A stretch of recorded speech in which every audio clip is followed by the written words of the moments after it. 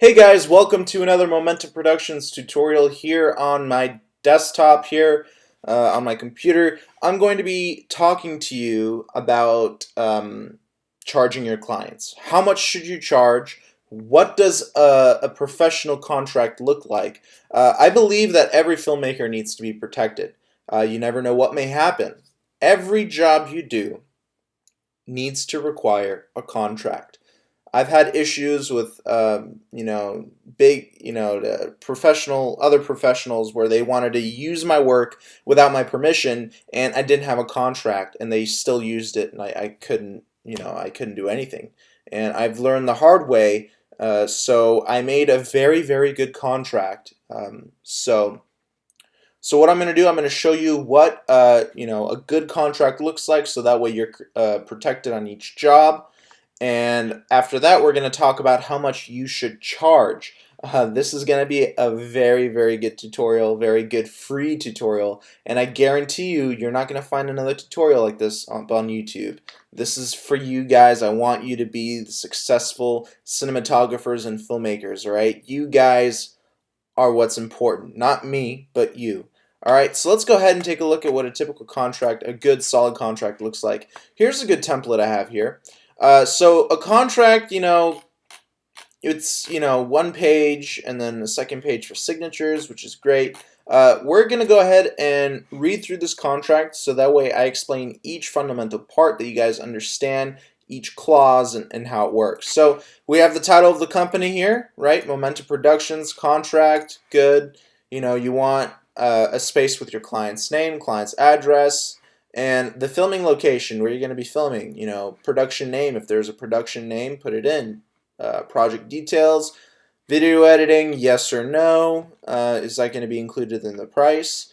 Length of video, this is optional. This was, I put this in here just in case if you're going to go by minute. This has to do with editing. For filming, it's optional. Honestly, I'm going to go more in depth of this in a different video. It's a little complicated, but I'll explain this in another video. But typical contracts don't need this. This was for a specific job I had. Obviously, you need to have your filming date, start time, end time, and then this is also good. Clients like to see this when it says estimated date of completion of project, 2 to 4 weeks after shoot. That's about my turnaround time, depending on how many other projects I'm working on.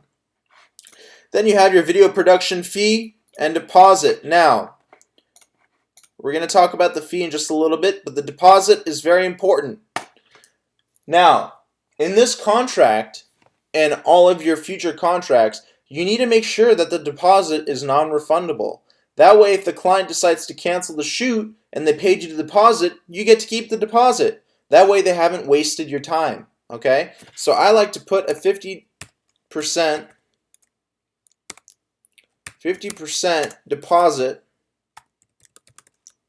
or down payment. Okay? This is key. You need to have a deposit, and 50% is great. Not 30%, not 40%, not 10%, but 50%. The client pays half up front.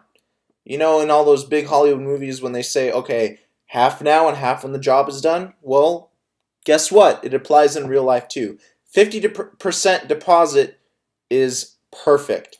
All right, that way the client won't be wasting your time even if they cancel on you. All right, we're going to go into production fee after I go through the contract. I want to explain to you the different clauses in the contract. So let's go ahead and read through this. 1. The client shall reimburse the videographer for any additional costs. For any additional costs the videographer may incur for travel, meals, parking, and other reasonable costs necessary to the performance of these services. Okay, now what this means, if you have any additional costs like travel, like gas, food, meals, travel, they need to compensate you for that. Don't forget, when you're giving them a price up front, it's an estimate. That's why it's very important to have a contract that states this. This is a very important clause. They need to compensate you for any extra costs that you incur during the job. Second clause, the deposit is non-refundable if the client cancels or changes the engagement. If the videographer fails to appear at the place and time specified above, the deposit shall be refunded to the client. Final payment must be received upon completion of the video. That's in bold. I've had a client that didn't pay me at the end of the production when the video came out. He actually paid me months after that, and that's because I didn't have this in the clause. All right, that's why it's bolded. Now, the deposit is not refundable. Okay, very important. Now, if you fail to appear and if you fail to perform all of these services, you must refund the deposit. That's very important. And on top of that, I would, give a percentage off of the final fee if you guys are still going to be willing to work together. You want to make sure that the client is happy. That way you get a good positive referral. Now, third clause. The client shall provide the videographer with a written list of specific demands that are needed for filming and editing portions. Complete payment is due on the date of the final project is completed. Momentum Productions only accepts cash or payment through PayPal. All right? So, this is a little redundant, but it's okay. It's not a big deal. Now, the client shall provide the videographer with a list of written demands. That's very important. So if you show up at a wedding and the client refuses to give you any specific, demands, like, oh, take a picture of me with my wife, or no, take a picture of just my wife and her family. If she doesn't do that, or he doesn't do that, then they can't complain that you didn't capture that. They can't blame it on you, because it states right here in the clause that it's their responsibility for you to capture specific shots that they want. They need to inform you of this, okay? Now, Momentum Productions accepts cash or payment only through PayPal. This is all dependent on you. You can change this. If you accept credit card, you can do credit card. I now accept credit card, so I can add that into my contract. Now, fourth clause. The client shall assist and cooperate with the videographer in obtaining desired footage and or photos, including but not limited to specifying persons and or scenes to be filmed. We had just talked about this. Taking the time to pose for videos or photographs at the videographer's discretion, providing a person to guide the videographer to decide persons and or scenes, pre-shoot consultations, etc.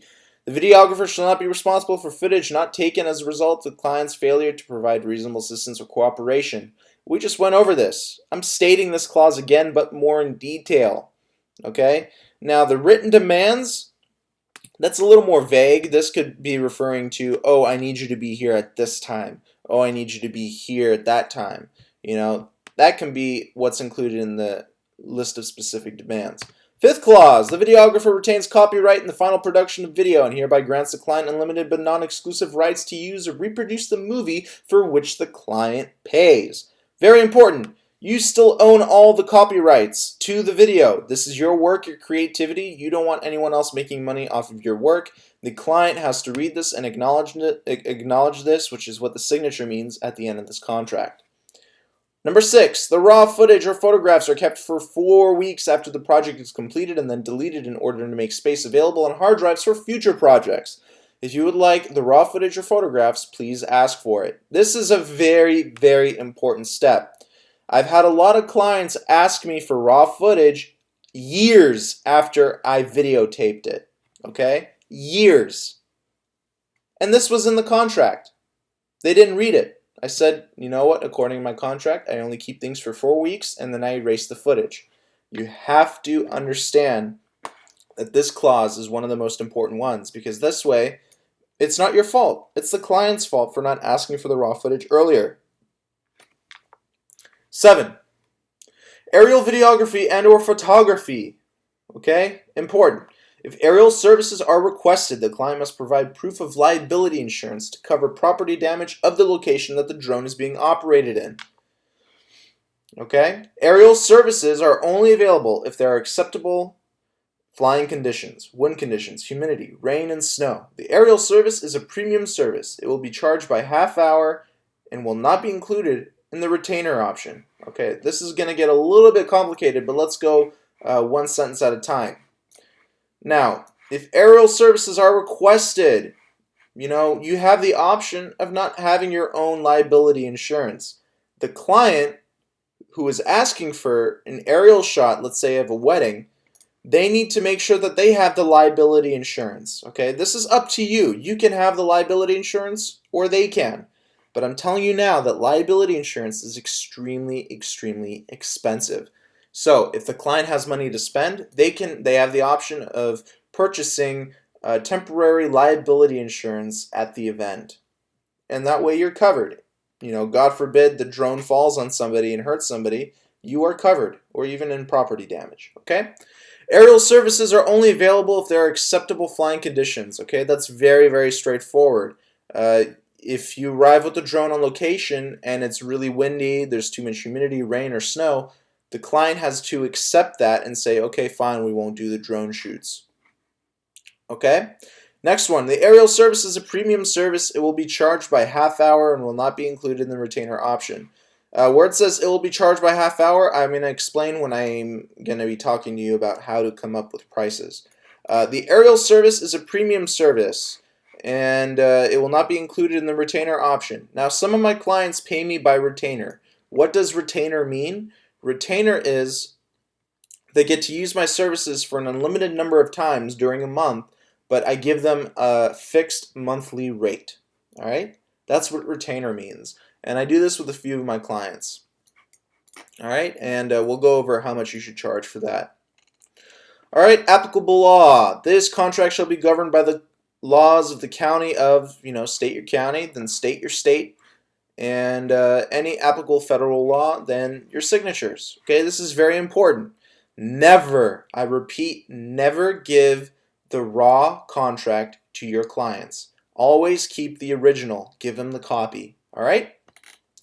Okay, let's talk about pricing. This is my favorite part. Okay, don't save. That was just a template, so you guys will know how to write out your own contracts now. So let's go ahead and talk about pricing. This is a question I get asked all the time. Okay, now, how much are you supposed to price your services? All right. First off, you need to talk about your self-worth, right? Who have you worked with? How many positive testimonials do you have? How many people know about your work? All right, you have to put all of that into consideration. A good starting off point is a little mathematic equation I came up with. Let's say somebody wants to hire you for, I would say, a 6-hour shoot. I like to take a fraction of what my equipment is worth and incorporate that into what I want to charge the client. So let's say I'm shooting with my DJI Inspire 1. Okay, that's a $3,000 quadcopter, and they want me for a 5-hour shoot. So this is what I'm going to do. I'm going to take 10% of my DJI Inspire 1's worth. Okay, 10% of that is $300. $300. They want me for 5 hours. Guess what? Times 5. What does that equal? $1,500. All right? So, I took 10% of my drone's worth, multiplied it by 5, and I got $1,500. 5 hours is a long time, guys. 5 hours is a very, very long time, which means that the risk of your drone crashing or falling, it's higher than having it for a shorter period of time. So I put that risk into the price by taking a 10% value of the drone and putting it into the price. And I came up with $1,500.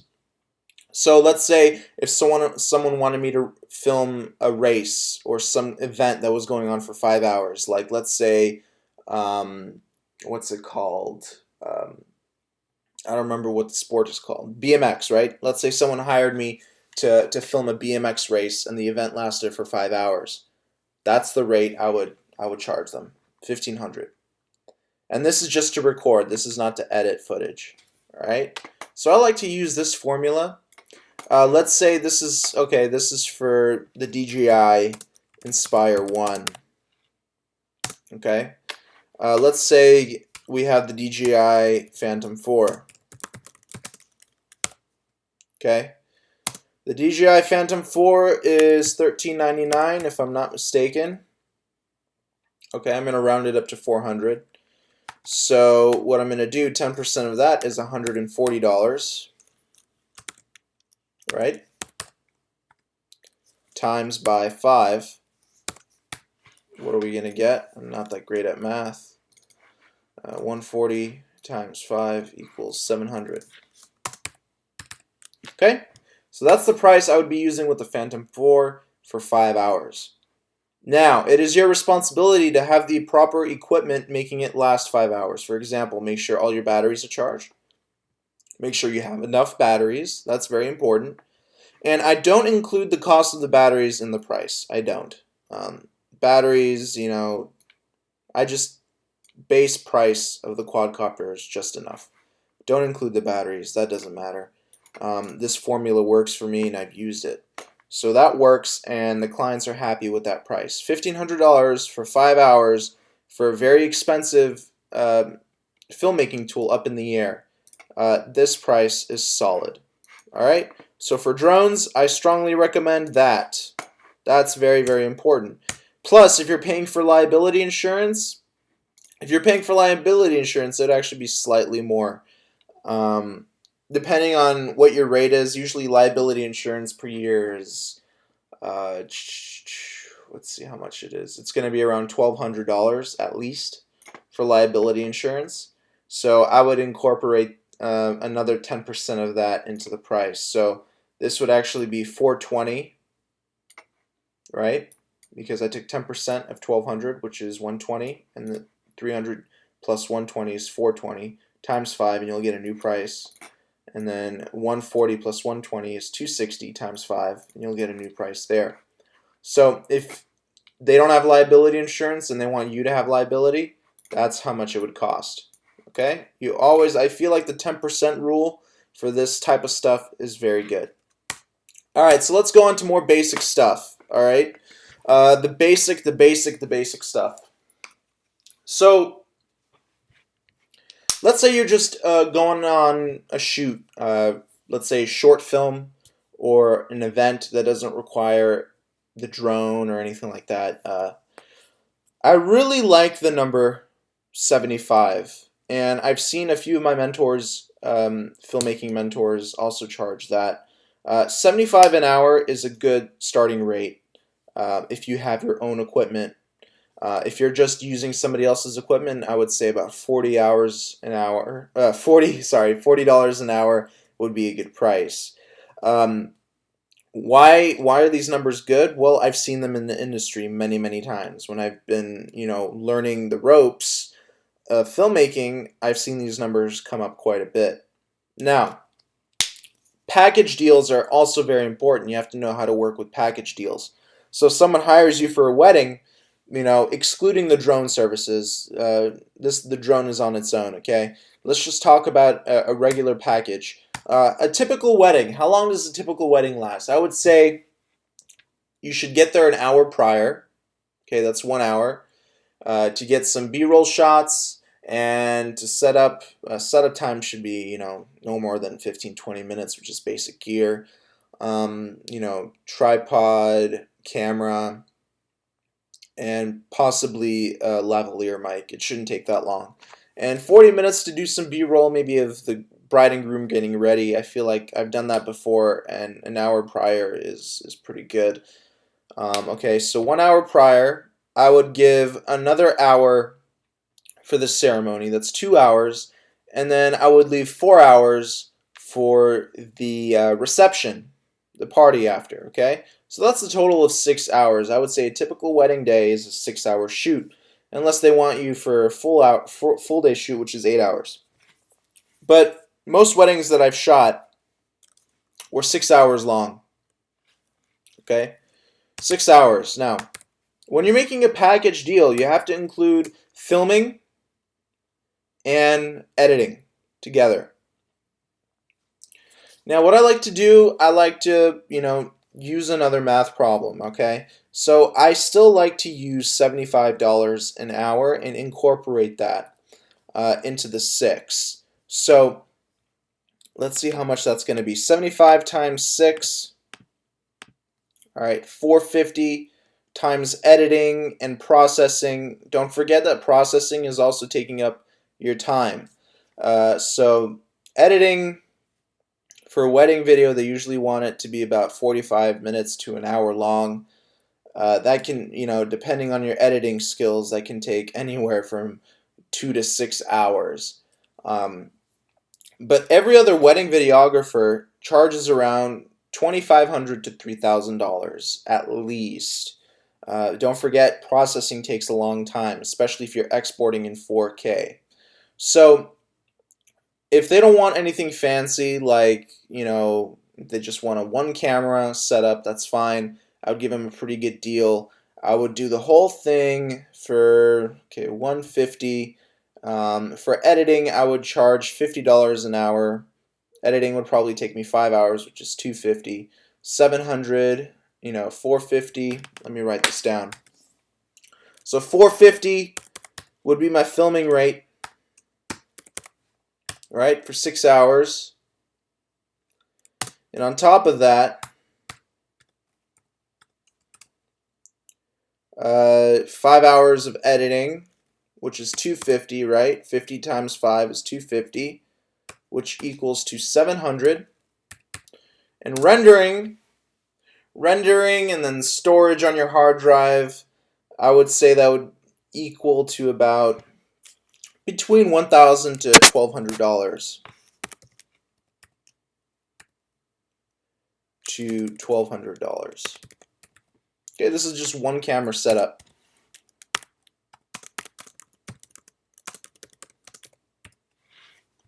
Now, if you had a 2-camera setup, I would charge another, not $450, but I would charge half of $450. So it'd be $225. $225.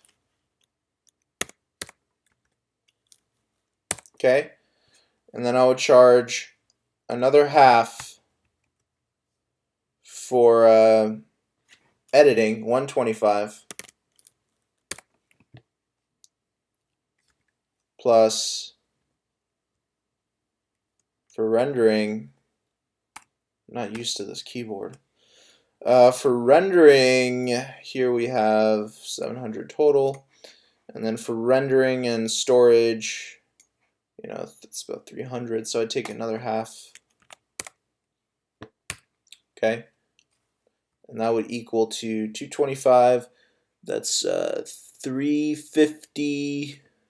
Okay, this will be 500. Okay, so if they wanted a 2-camera setup, I would say it would cost around $1,500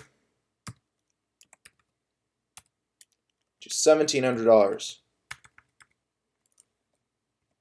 Now, let me say this again. This is a good starting price. If you are very advanced at filmmaking and you know how to use a Steadicam, guess what?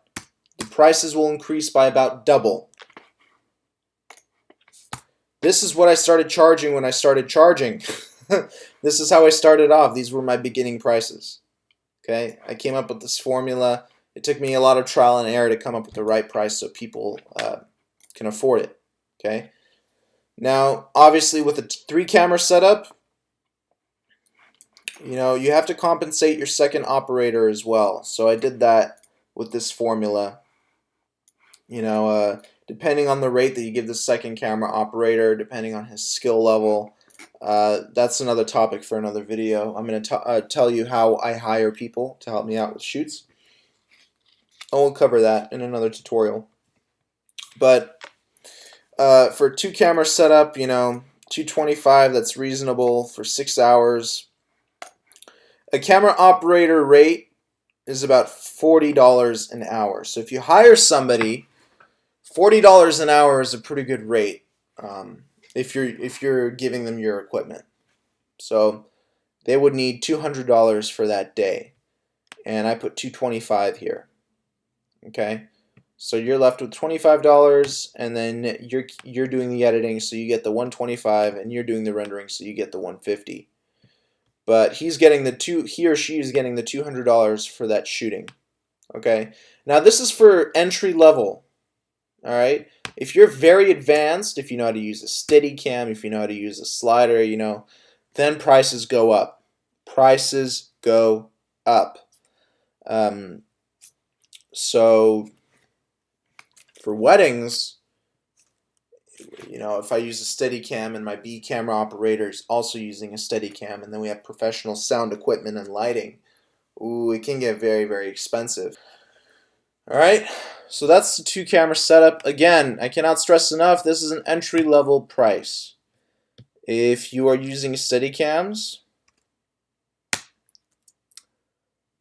I would actually bump up from $1,200 to $1,700. $500 just seems right, and I've used it. I've used that price with a 1-camera setup because I haven't shot a wedding with 1 camera. I've shot like parties with 1 camera, but never a wedding. I feel like a wedding you need more than 1 camera all the time. That's very, very important. So for a wedding, beginning, starting price, if you're a beginner and you have a B camera operator, $1,700 is it's a fair price, and $200 goes to your 2nd camera operator, and the $1,500 goes to you. Okay, so that's a good starting price for a 2-camera setup. If you're a professional, guess what?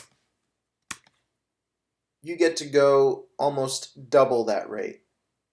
$3,000 for a 2-camera setup if both of you know how to use a Steadicam. If only one of you knows how to use a Steadicam, and that artistic, if you have that artistic vision, I would charge $2,500.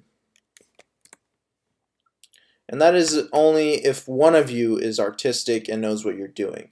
If you have one professional and then one amateur, $2,500 is good.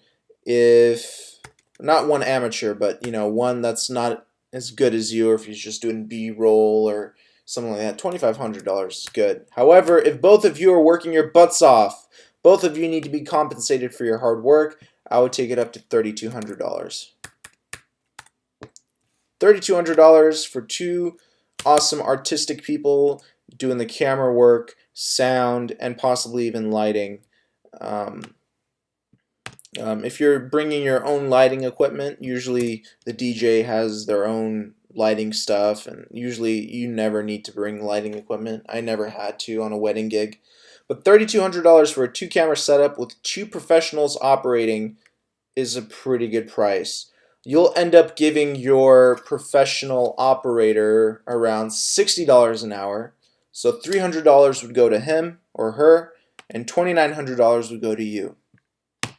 So it's a pretty good rate, in my opinion.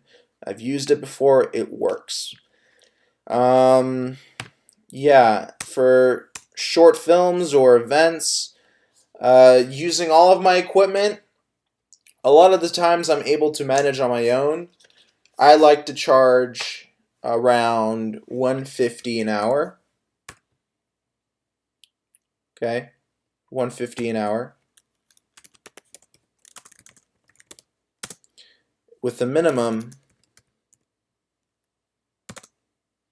I can't spell, of 3 hours of work. And this is excluding editing. Okay, that's very important. How did I come up with these numbers? They're competitive with my competitors, and they are also used quite a bit in the industry. So, and I've used these numbers with my own work, and it works. Now, you have to understand, these are very standardized numbers.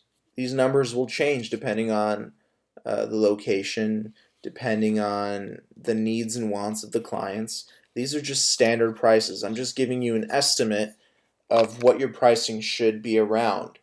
So take a good look at this, take a screenshot of this, and remember it. Next tutorial we're going to be talking about retainers, how much you should be charging per month if you're working with a client who wants to use you constantly during the month. So we're going to be talking about retainers in a future tutorial, so stay tuned for that.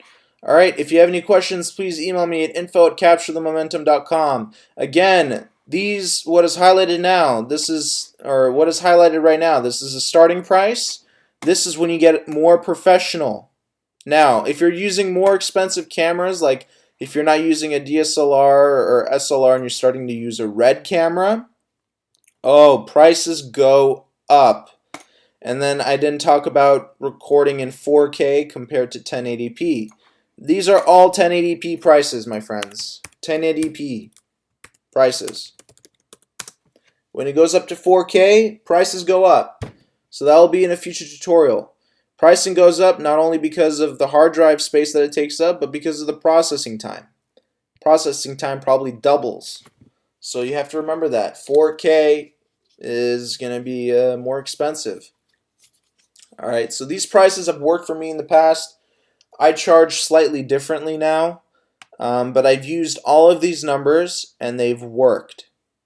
So it honestly all depends on the situation, but if you stick to around these numbers, you will be fine. You're going to make some money and your hard work is going to pay off and your clients are going to be happy.